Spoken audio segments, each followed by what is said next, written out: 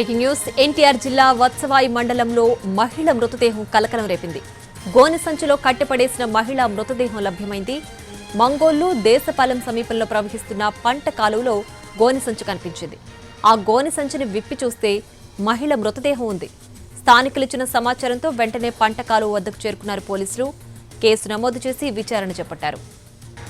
ఎన్టీఆర్ జిల్లా వత్సవాయి మండలంలో మహిళ మృతదేహం కలకలం రేపింది. గోనె సంచిలో కట్టెపడేసిన మహిళ మృతదేహం లభ్యమైంది. మంగోళ్లు దేశపాలెం సమీపంలో ప్రవహిస్తున్న పంట కాలువలో గోనె సంచి కనిపించింది. ఆ గోనె సంచిని విప్పి చూస్తే మహిళ మృతదేహం ఉంది.